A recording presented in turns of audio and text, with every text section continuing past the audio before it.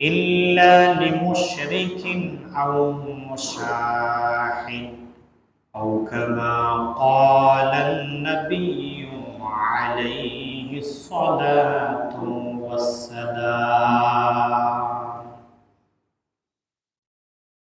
ميدوره مجبوره أي سيد عالم،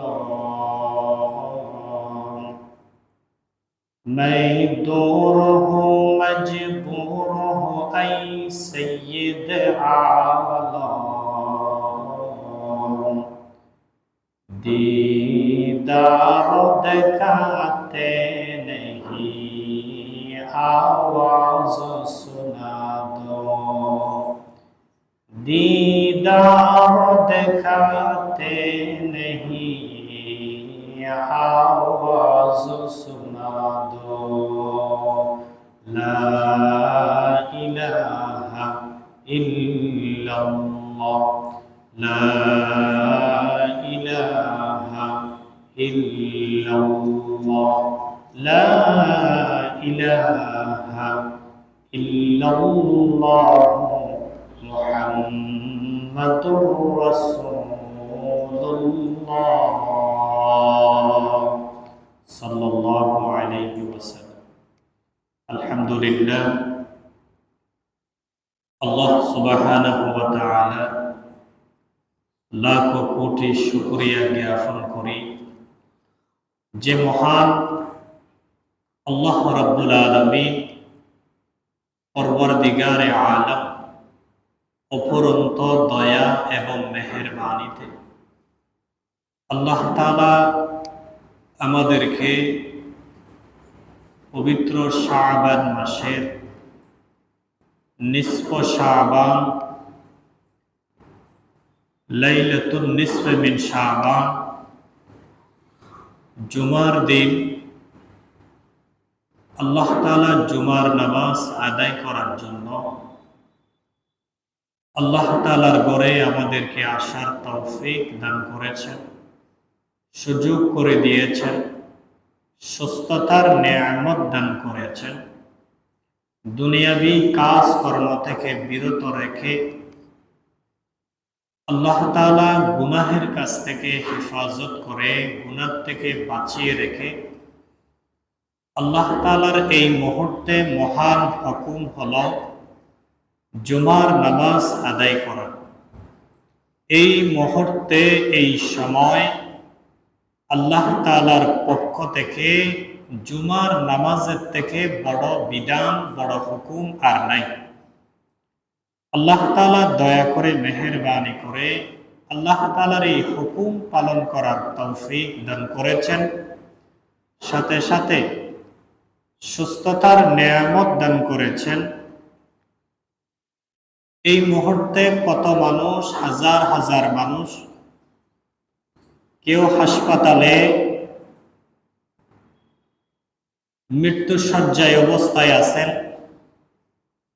কেউ অ্যাক্সিডেন্ট হয়ে হাত পা ভেঙে হাসপাতালের বেডে শুয়ে আছেন, অনেকে বার্ধক্যজনিত অবস্থায় অসুস্থতায় বাসাবাড়িতে আছেন, অনেকে সুস্থতা থাকা সত্ত্বেও দুনিয়াবি কাজকর্মের লিপ্ত থাকার কারণে গাড়ি ড্রাইভিং ছাড়া গাড়ি ড্রাইভ করা অবস্থায় যাত্রীরা গাড়িতে, সাগরে, বিমানে, জঙ্গলে, বিভিন্ন জায়গায় এক একজন মানুষ এক এক কাজে নিয়োজিত আছেন। হয়তো অনেকের কপালে জুমার নামাজও জুটবে না। আল্লাহ তাআলার মেহেরবানি, আল্লাহ তাআলা দয়া করে আমাদেরকে জুমার নামাজ আদায় করার তৌফিক, সুযোগ দান করেছেন, আল্লাহ তাআলার ঘরে আসার তৌফিক দান করেছেন। এজন্য সকলে আল্লাহ তাআলার শুকর গুজার করি, বলি আলহামদুলিল্লাহ। সম্মানিত মুসল্লিয়ানে কারাম, মুআজ্জাজ, সম্মানিত মুসল্লিয়ানে কারাম, আমি আপনাদের সামনে মসনুন খুতবা এবং দরুদ শরীফের পর মানবতার মুক্তির চ্যালেঞ্জ মহাগ্রন্থ আল কোরআনে কারীমের একটি আয়াতে কারিমা বরকতাম তেলাওয়াত করেছে। সাথে সাথে আকায়ে নামদার তাজেদার মদিনা সৈয়দুল আম্বিয়া ইমামুল মুরসালিন শফিউল মুজনবিন সাকিয়ে কাউসার শাফিয়ে মাহশর জিদর গোশায়ে আমেনা মুহাম্মদুর রাসূলুল্লাহ সাল্লাল্লাহু আলাইহি ওয়াসাল্লামের অসংখ্য হাদিস থেকে একটি বরকতান হাদিস আপনাদের সামনে তেলাওয়াত করেছি। স্বল্প সময়ে হাদিস এবং আয়াতকে সামনে রেখে আমার এবং আপনাদের যে কথাগুলা আমল করলে আল্লাহ তাআলা আমাদেরকে নেককার বান্দাদের অন্তর্ভুক্ত করবেন, বিনিময়ে আল্লাহ তাআলা জান্নাতের মেহমান বানাই দিবেন, এরকম দু একটি কথা আল্লাহ তাআলা বলার তৌফিক দান করুক। ওয়া মা তাওফীকি ইল্লা বিল্লাহ আলাইহি তাওয়াক্কালতু ওয়া ইলাইহি উনীব। সম্মানিত হাজিরিন, সম্মানিত উপস্থিতি, সময় কম, মুসল্লিও এখনো পর্যন্ত কম। আমি আপনাদের সামনে যে আয়াত তেলাওয়াত করেছি, আল্লাহ রাব্বুল আলামিন বলেন, ইয়া আইয়ুহাল্লাযীনা আমানু তুবু ইলাল্লাহ তাওবাতান নাসুহা। আল্লাহ রাব্বুল আলামিন বলেন, ইয়া আইয়ুহাল্লাযীনা আমানু, হে ঈমানদারেরা। আল্লাহ তাআলা ঈমানদারদেরকে সম্বোধন করে বলেন, যারা আল্লাহকে বিশ্বাস করো, যারা পরকালকে বিশ্বাস করো। আমানতু বিল্লাহি ওয়া মালাইকাতিহি ওয়া কুতুবিহি ওয়া রাসূলিহি ওয়াল ইয়াউমিল আখিরি ওয়াল কদরি খাইরিহি ওয়া শাররিহি মিনাল্লাহি তাআলা ওয়াল বা'সি বা'দাল মাউত। যারা এই কথাগুলোর উপরে বিশ্বাস করো, আল্লাহ তাআলা তাদেরকে সম্বোধন করে বলেন, ইয়া আইয়ুহাল্লাযীনা আমানু, হে ঈমানদারেরা, তুবু ইলাল্লাহ,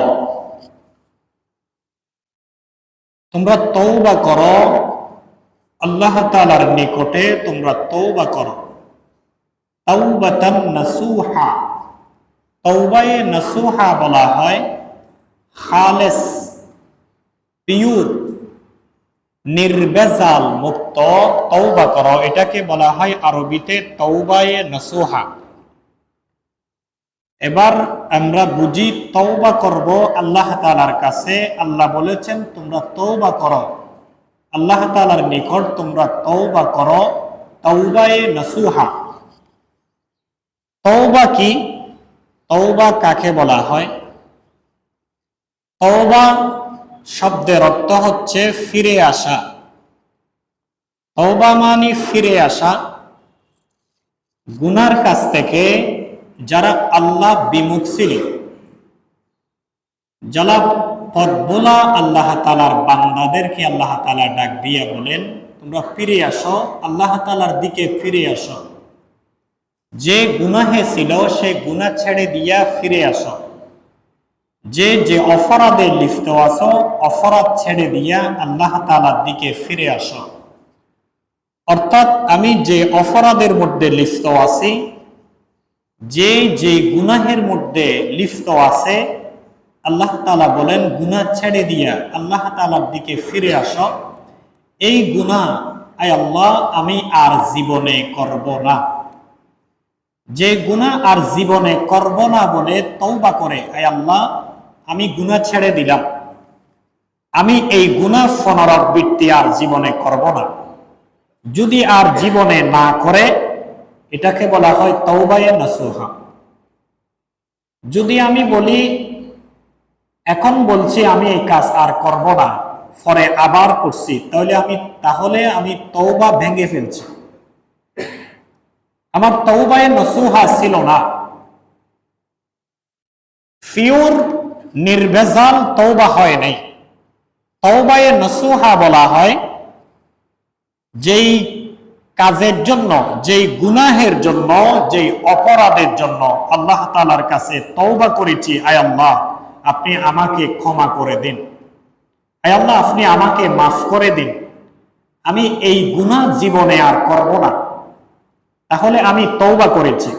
জীবনে এই গুনাহ পুনরাবৃত্তি যদি আপনি না করেন, তাহলে এটাকে বলা হয় তাওবায়ে নাসুহা, আপনি খালেস তওবা করেছেন।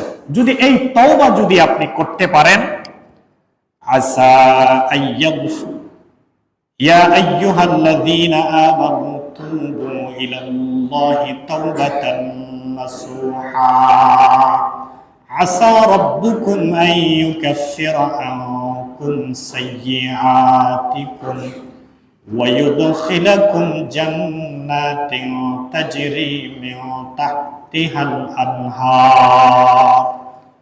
আল্লাহ রাব্বুল আলামিন বলেন, বান্দা যদি তুমি তাওবায়ে নসুহা করতে পারো, খালেস যদি তওবা করতে পারো, আসা রাব্বুকুম আন ইউকাফিরা আনকুম সাইয়্যাতিকুম, আল্লাহ রাব্বুল আলামিন তোমার রব, আশা করতে পারো বান্দা তোমার রব তোমার জিন্দেগীর সমস্ত গুনাহগুলি ক্ষমা করে দিবেন। সুবহানাল্লাহ।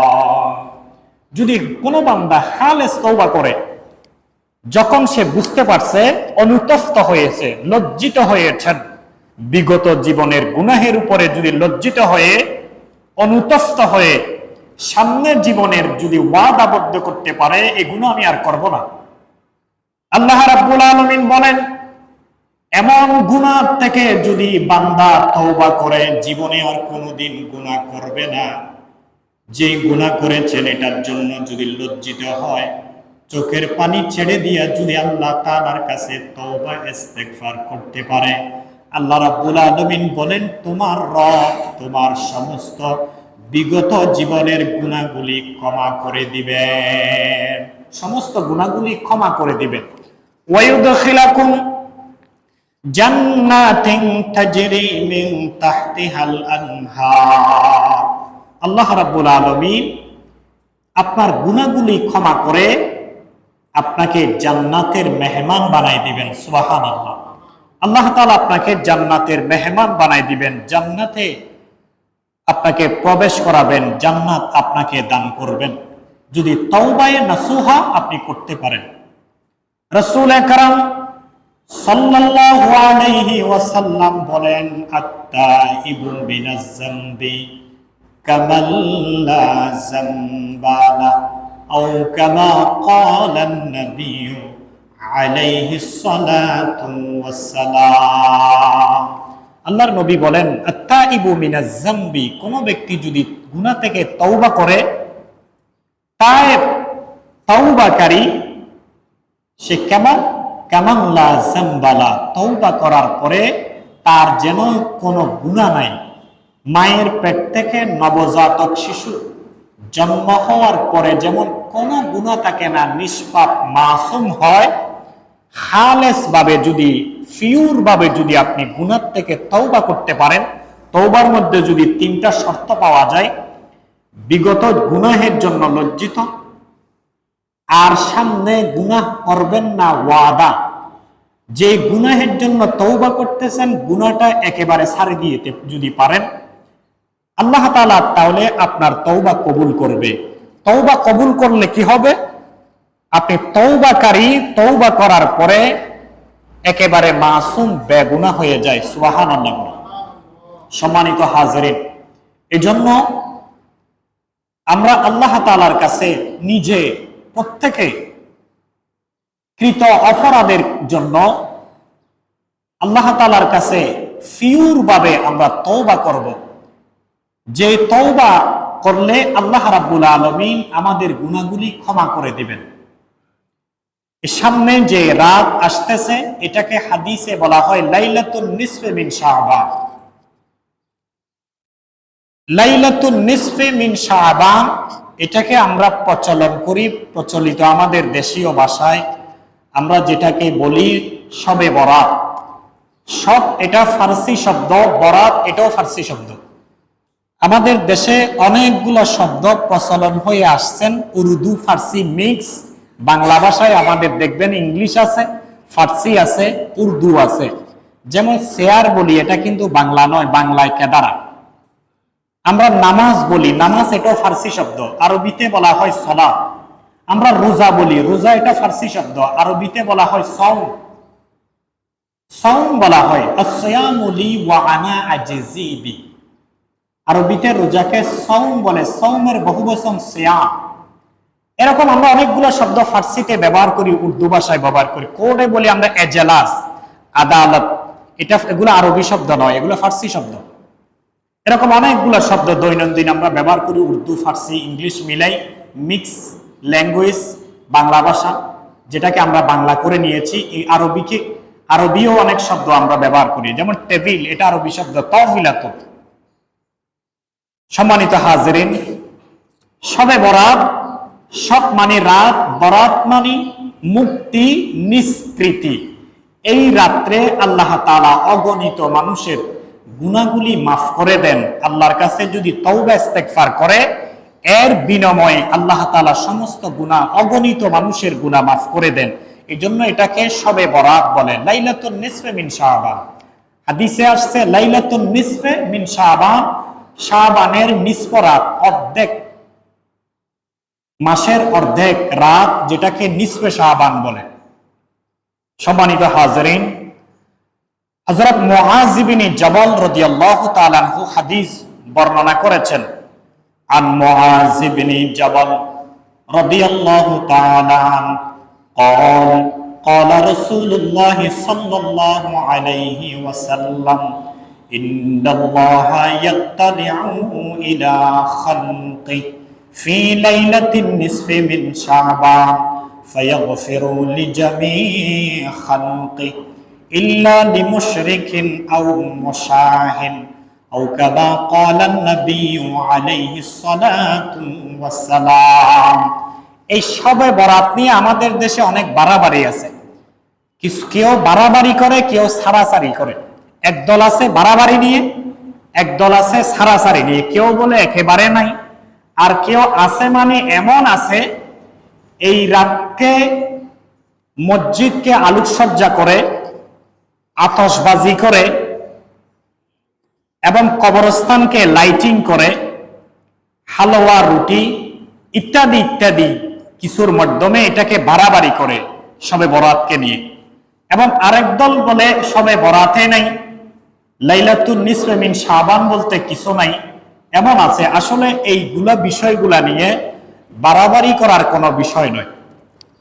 আপনি যদি নিরপেক্ষভাবে, একেবারে আপনি কারো পক্ষ না নিয়ে নিরপেক্ষভাবে যদি আপনি চিন্তা করেন, গবেষণা করেন, আপনার আকলে আপনার যতটুকু আল্লাহ তাআলা জ্ঞান দিয়েছেন, আপনি যদি একটু চিন্তা করেন, তাহলে আপনি এই রাতকে বেদাত বলার কোনো সুযোগ নাই। এই রাত শবে বরাত নাই বলারও কোনো সুযোগ নাই। কেন নাই? হাদিসের দলিলের কথা আমি পরে আসছি। লাইলাতুন নিসফে মিন শাবান সম্পর্কে বিভিন্ন হাদিসের কিতাবে 40টি পর্যন্ত হাদিস আসছে, যেগুলাকে মুহাদ্দিসিনে কেরাম, জলিলুল কদর মুহাদ্দিস কিছু হাদিসকে জয়ীফ বলেছেন এবং অনেকগুলো হাদিসকে সহিহ বলেছেন। যেমন যারা এই হাদিস লাইলাতুন নিসফে মিন শাবান নাই বলে, ওনাদের যিনি মুরব্বী, যাকে সবাই ওনারা মানেন, শায়েখ আলবানী রহমতুল্লাহি আলাইহি, ওনার বিশেষ করে দুইটা কথা কিতাবের উল্লেখ করছে। আমি দুইটা কিতাবের মধ্যে উনি, একটা কিতাব হচ্ছে সহিহুত তারগীব আর একটা হচ্ছে যায়ীফুত তারগীব। আলবানী রহমতুল্লাহি আলাইহির লেখা দুইটা কিতাব, একটা হচ্ছে সহিহুত তারগীব, যেটার মধ্যে সহিহ হাদিসগুলো তিনি জমা করেছেন, আর একটা হচ্ছে যায়ীফুত তারগীব, যেটার মধ্যে যায়ীফ হাদিসগুলো তিনি জমা করেছেন। সহিহুত তারগীব এর মধ্যে 4টা হাদিস নিয়ে আসছেন আলবানী রহমতুল্লাহ আলাইহি নিজে, চারটা হাদিস যিনি নিয়ে আসছেন, উনি ওই হাদিসের আনার পরে তিনি বলেছেন এই হাদিসগুলাকে নিয়ে যদি চিন্তা করে গবেষণা করে হাদিসগুলোর দিকে যদি লক্ষ্য করি, অবশ্যই লাইলাতুন নিসফে মিন শাবান বলতে একটি রাত আছে, যে রাত্রে ইবাদত করার কথা আছে, যে রাত্রে ইবাদত করলে আল্লাহ তাআলা গুনাহ মাফ করে দিবেন। সুবহানাল্লাহ বলেন। এই জন্য এই রাত্রে আপনি ইবাদত করতে পারবেন। এটা হচ্ছে হাদিসের কথা। যদি আপনি নিজে বিবেকে চিন্তা করেন, এই রাত্রে যদি আপনি কোনো বেহুদা কাজ না করেন, বেদাত আমল যদি না করেন, যেমন বাড়াবাড়ি যেগুলো আছে এগুলো যদি না করেন, আপনি এই রাত্রে যদি ইশারের নামাজ পড়ার পরে কোরআন তেলাওয়াত করলেন, জিকির করলেন, আফজালুজ জিকির লা ইলাহা ইল্লাল্লাহ, উত্তম জিকির হচ্ছে লা ইলাহা ইল্লাল্লাহ, আফজালুদ দুআই আলহামদুলিল্লাহ, উত্তম দোয়া হচ্ছে আলহামদুলিল্লাহ, আফজালুল ইবাদাতি তিলাওয়াতুল কোরআন, আফজাল ইবাদত হচ্ছে কোরআন তেলাওয়াত করা। হাদিস শরীফ। এজন্য সম্মানিত হাজিরিন, আপনি যদি জিকির করেন লা ইলাহা ইল্লাল্লাহ, লা ইলাহা ইল্লাল্লাহ, কিছুক্ষণ পরে লা ইলাহা ইল্লাল্লাহু মুহাম্মাদুর রাসূলুল্লাহ, আপনি জিকির করলেন, কিছুক্ষণ আপনি কোরআন তেলাওয়াত করলেন, কিছুক্ষণ আপনি নফল নামাজ করলেন, 2 রাকাত করে পড়তে পারবেন। নফল নামাজ 4 রাকাত করেও পড়া যায়। আপনি 2 রাকাত করে নফল নামাজ পড়লেন। নফল নামাজ নিয়ে আমাদের দেশে মকসুদুল মুমিনিন বিভিন্ন কিতাবের মধ্যে এমন কিছু আছে, সনিয়াত 12 রাকাত, এটার কোনো ভিত্তি নেই কোনো কোরআন হাদিসে, এর কোনো এক চুল পরিমাণ, এক জাররা পরিমাণ কোনো ভিত্তি নেই এটার উপরে। এই রাত্রে ইবাদতের কথা আছে, সনিয়াত 12 রাকাত, 18 রাকাত, 20 রাকাত, এমন কোনো নির্দিষ্ট নাই। আপনি নফল নামাজ শক্তি যতক্ষণ কুলায় আপনি নামাজ পড়েন, 20 রাকাত পড়েন, আপনি মন চাইলে আরো বেশি পড়েন, অসুবিধা নেই। কিন্তু সনিয়াত 12 রাকাত বলতে কোনো হাদিসের কিতাবে এমন কথা নাই। এবং এই রাত্রে প্রথম রাকাতে 33 বার সূরা ইখলাস পড়বেন, এরপরে 30 বার পড়বেন, 75 বার পড়বেন, এমন কিছু কথাও লেখা আছে। এই কথাগুলোর কোনো ভিত্তি নেই। আপনি যেভাবে সব সময় নামাজ পড়েন নফল নামাজ, এভাবে নফল নামাজ আপনার যে সূরা পারেন, যেভাবে সূরা আপনি যেটা শুদ্ধ করে পারেন, ভালোভাবে পারেন, এই সূরা দিয়ে আপনি নফল নামাজ পড়তে পারবেন, কোনো সমস্যা নেই। এটা হচ্ছে আপনি যদি এভাবে এই রাত্রে ইবাদত করেন, তাহলে এই রাত্রে আপনি শুধুমাত্র জিকির আজকার করলেন, কোরআন তেলাওয়াত করলেন, নামাজ পড়লেন, তাহলে এই রাতটা বেদাত হওয়া, এই রাতটা অন্য কিছু বলার কোনো সুযোগ নাই। কারণ আপনি ইবাদত করতেন, আপনি 12 মাস ইবাদত করেন, এই রাত্রে আপনি একটু বেশি করে ইবাদত করলেন, এটার তো কোনো অসুবিধার কিছু নাই। এক। দ্বিতীয় হচ্ছে আলবানী রহমতুল্লাহ আলাইহি, তিনি 4টি হাদিস ওনার নিজের কিতাবের মধ্যে উনি নিয়ে আসছেন। সহিহুত তারগীব 4টি হাদিস এনেছেন। এই হাদিস হযরত মুআয ইবনে জাবাল রাদিয়াল্লাহু তাআলা আনহু যে হাদিস বর্ণনা করেছেন, ইমাম ইবনে হিব্বান তিনি সহিহ ইবনে হিব্বানের মধ্যে হাদিস নিয়ে আসছেন, যে হাদিস ইমাম তাবরানী মুজমাউল কবীরে এনেছেন এবং মুজমাউল সগীরে এই হাদিস ইমাম তাবরানীর রহমতুল্লাহি আলাইহি এই হাদিস নিয়ে আসছেন। ইমাম হাইসামি রহমতুল্লাহি আলাইহি মাজমাউল জাওয়ায়েদ এবং ওয়া মানবাউল জাওয়ায়েদে এই হাদিসটা তিনি নিয়ে আসছেন। ইমাম হাইসামি রহমতুল্লাহি আলাইহি, ইমাম বাইহাকি রহমতুল্লাহি আলাইহি বলেছেন এই হাদিস সহিহ। এই হাদিস যারা বর্ণনা করেছেন রিজালুহুমা সিকাতুন বলেছেন ইমাম বাইহাকি। ইমাম হাইসামি বলেছেন রিজালুহুমা সিকাত, অর্থাৎ যারা এই হাদিস বর্ণনা করেছেন রাবি এরা সহিহ। এজন্য এরকম ইমাম তাবরানী, ইমাম বাইহাকি, ইমাম ইবনে হিব্বান এটা একটা সহিহ, যেমন সহিহ বুখারী, সহিহুল বুখারী, সহিহ মুসলিম, ইবনে মাজাহ, তিরমিজি, এরকম সহিহ ইবনে হিব্বান এটাও একটা সহিহ হাদিসের কিতাব, যে কিতাবের মধ্যে এই হাদিসটা নিয়ে আসছেন। কোন হাদিস? ইন্নাল্লাহা ইয়াত্তালিউ ইলা খালকি, হযরত মুআয ইবনে জাবাল হাদিস বর্ণনা করেছেন, ইন্নাল্লাহা ইয়াত্তালিউ ইলা খালকি, আল্লাহ রাব্বুল আলামিন ইয়ানজুরু রাব্বাহু, আল্লাহ তাআলা নজর দেন, আল্লাহ তাআলা নজর দেন ইলা খালকিহি, আল্লাহ তাআলা তার মখলুকের দিকে ফি লাইলাতিন নিসফি মিন শাবান আল্লাহ তাআলা রহমতের নজরে তাকান, রহমতের নজরে দৃষ্টি দেন। আল্লাহ তাআলার মখলুকাদের দিকে রহমতের নজরে দৃষ্টি দেন শবে বরাতের রাত্রে, নিসফি মিন শাবান, এই রাত্রে আল্লাহ তাআলা বান্দাদের দিকে, মখলুকের দিকে রহমতের নজরে তাকান। ফি লাইলাতিন নিসফি মিন শাবান ফায়াগফিরু লিজামিই খালকিহি আল্লাহ রাব্বুল আলামিন লাইলাতুন নিসফি মিন শাবান, আল্লাহ রাব্বুল আলামিন জামিই খালকি ফায়াগফিরু লিজামিই খালকি, আল্লাহ তাআলা সমস্ত আল্লাহ তাআলার সৃষ্টি বান্দাদের সমস্ত গুনাহগুলি আল্লাহ তাআলা ক্ষমা করে দেন। সুবহানাল্লাহ। আল্লাহ তাআলা সমস্ত বান্দাদের গুনাহগুলি ক্ষমা করে দেন। ইল্লা লিমুশরিকিন, যারা শিরিক করে, যারা আল্লাহ তাআলার সাথে অংশীদারত্ব সাব্যস্ত করে, যারা মুশরিক, যারা শিরিক করে, এদের গুনাহ আল্লাহ তাআলা লাইলাতুন নিসফি মিন শাবান অর্থাৎ শবে বরাতের রাত্রে ক্ষমা করে না। এবং আছে অন্য হাদিসের মধ্যে আছে, যারা মা বাবার সাথে নাফরমানি করে, এদের গুনাহ আল্লাহ তাআলা লাইলাতুন নিসফি মিন শাবান ক্ষমা করে না। যারা মদ্যপ, যারা মদ পান করে, সব সময় মদ পান করতে থাকে, এই মদ পানকারীর গুনাহ লাইলাতুন নিসফি মিন শাবান, শুধু লাইলাতুন নিসফি মিন শাবান নয়, শবে কদরের রাত্রেও আল্লাহ তাআলা ক্ষমা করে না। যারা মদ পান করে এদের গুনাহ আল্লাহ তাআলা লাইলাতুল কদরে ক্ষমা করে না, লাইলাতুল বরাতে ক্ষমা করে না।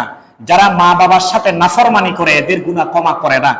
এবং এই হাদিসে যেটা আসছে, আও মুসাহিন, যারা অপর মুসলমানের সাথে বিদ্বেষ পোষণ করে, আরেক মুসলমানের সাথে বিদ্বেষ রাখে, দুশমনি করে, হিংসা করে, শত্রুতামি করে, মনের মধ্যে হাসদ রাখে, দুশমনি রাখে, সবসময় আরেকজন ভাইয়ের জন্য গর্ত করতে থাকে, কষ্ট দেওয়ার জন্য মনে চিন্তা নিয়ে থাকে, ওই ব্যক্তির গুনাহ আল্লাহ তাআলা যতই কান্না করবেন, যত কিছু করেন না কেন, লাইলাতুন নিসফি মিন শাবান এই রাত্রেও আল্লাহ তাআলা ক্ষমা করবে না। সম্মানিত হাজিরিন, এজন্য এই রাত্রে ক্ষমা করবেন তাদেরকেও, যদি আপনি খালেস, পিওর, একনিষ্ঠ, নির্ভেজাল যদি তওবা করতে পারেন, আল্লাহ তাআলা ক্ষমা করবেন। কখন? যদি কোনো ব্যক্তিকে কষ্ট দিয়ে থাকেন, ওই গুনাহ আল্লাহ তাআলা ক্ষমা করবে না। কিন্তু ওই ব্যক্তি যদি আপনি যদি ক্ষমা করেন, আপনাকে, আপনি যদি তার কাছ থেকে ক্ষমা চান, ব্যক্তি যদি ক্ষমা করেন, আল্লাহ আপনাকে ক্ষমা করে দিবেন। সুবহানাল্লাহ বলেন। আর বাকি গুনাহ, মদ পান করেছেন, এটা আল্লাহ তওবা করলে মাফ করে দিবে। কিন্তু অফরকে যদি কষ্ট দেন, অফরের হক নষ্ট করেন, যতক্ষণ ব্যক্তি ক্ষমা করবে না, ততক্ষণ আল্লাহ ক্ষমা করবে না আপনাকে। যেটা আল্লাহর হক, হুকুকুল ইবাদ, হুকুকুল্লাহ, একটা হচ্ছে আল্লাহর হক আর একটা হচ্ছে বান্দার হক। আপনি আমাকে একেবারে কোনো অপরাধ ছাড়া, কোনো কিছু ছাড়া আপনি আমার গালি দিয়েছেন, আপনি আমাকে থাপ্পড় মারি দিয়েছেন, এটা আমার হক, এটা বান্দার হক, কষ্ট আপনি আমাকে দিয়েছেন। যতক্ষণ পর্যন্ত আমি আপনাকে ক্ষমা করব না, আল্লাহ তাআলা আপনাকে যত তওবা করবেন, সাজদায় যদি এখন থেকে কিয়ামত পর্যন্ত সাজদায় পড়ে আল্লাহর কাছে তওবা করেন, দোয়া করেন, কখনো আল্লাহ তাআলা এই তওবা কবুল করবে না যতক্ষণ ওই ব্যক্তি আপনাকে ক্ষমা করবে না। এটা বান্দার হক। বলেন, এটা কার হক? বান্দার হক, আল্লাহর হক।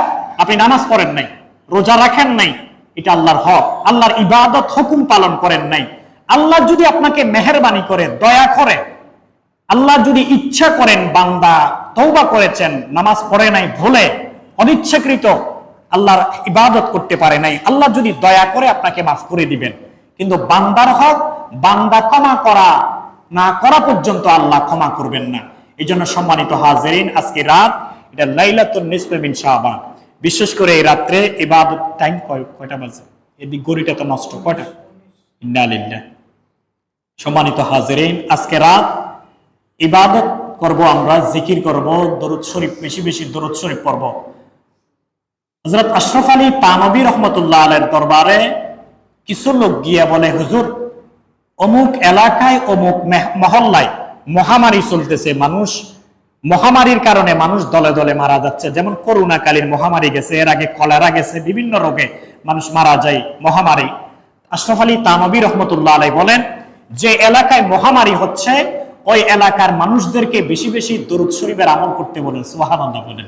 ক্বালা রাসূলুল্লাহ সাল্লাল্লাহু আলাইহি ওয়াসাল্লাম মান সাল্লা আলাইয়া ওয়াহিদাতান সাল্লাল্লাহু আলাইহি আশরা।